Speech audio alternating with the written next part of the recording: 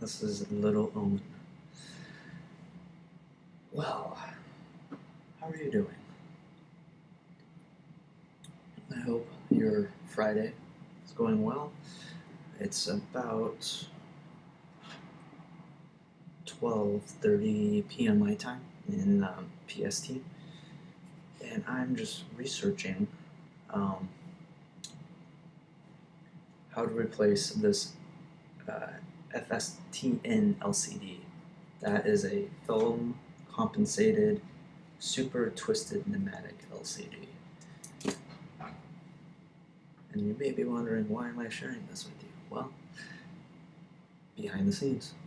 So my last vlog was about repairing a external RAID uh, tower. It's still pending repair. Have since used a temporary power supply, and I'm going to be later this evening using that to review some footage. In the meantime, though, I have bought a second Red One MX. This one was broken, so I got it for very cheap, along with a case and a bunch of accessories, CF cards, and a external hard drive. So basically, I bought it to get all the rigging gear, the support gear, but oh, and it came with a BOM EV display, electronic viewfinder display. So the camera I'm going to try and repair, and if I can't repair it, then it's going to be for spare parts.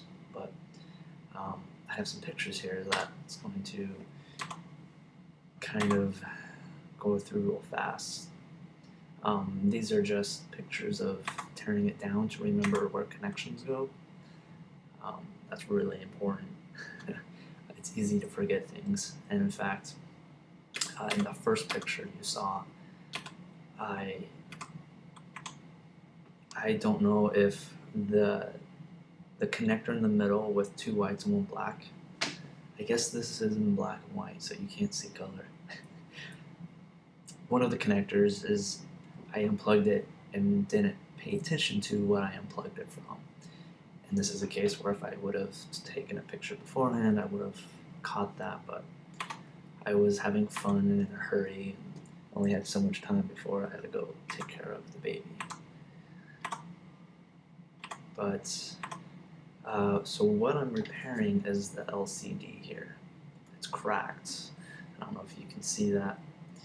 And that's why it was so cheap. However, I'm learning a lot about the camera's internal design and mechanism. And for example, there are debug ports all over this camera that I can, using IC squared or some serial or whatever other protocol they're using, JTAG for example, I can in the future potentially fix any other major issues. I can also get a better sense of the camera's health. I can also clean it out, get all the dust and grime and spit it up.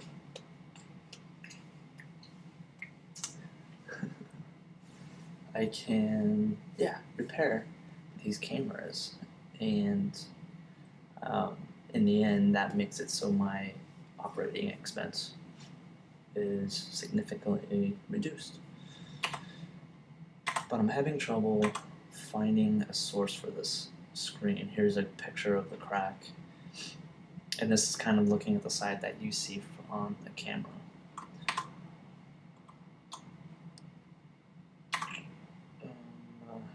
This is a chip that I need to research. Here's, you can see that IC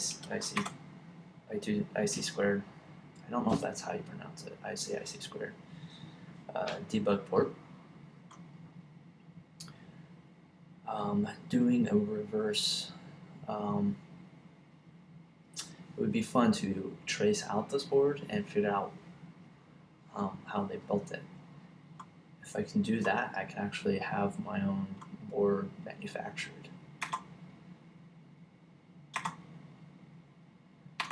That's under the LCD, and here's the LCD. So unfortunately, this is a custom part, and it's not something I get off the shelf. So I now have to figure out if I can source this or if I can hire or contract an custom LCD manufacturer to make me a part that could be repaired. I wonder if iFixit would partner on something like this. Maybe I should do a teardown if they don't have one already of a Red One camera. I wish I had the time to do that.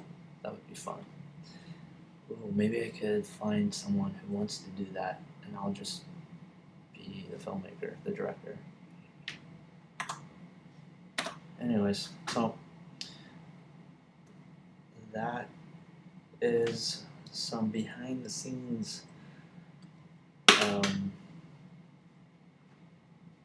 look at building a nonprofit film studio.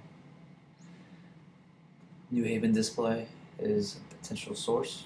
I need to count the pins and figure out what type of display, as far as like is it 120 by 65 or some other dimension, and possibly just find some already commonly available part and try to make it work in the camera. So I wonder if I could upgrade it. That would be interesting, wouldn't it? And I don't even need it, to be honest. I could just put some sort of like metal or wood piece in its place and use the electronic viewfinder or an external monitor instead of this. I just won't be able to get the boot information, but over serial, I'm assuming I can get that information, including debugging and like health information.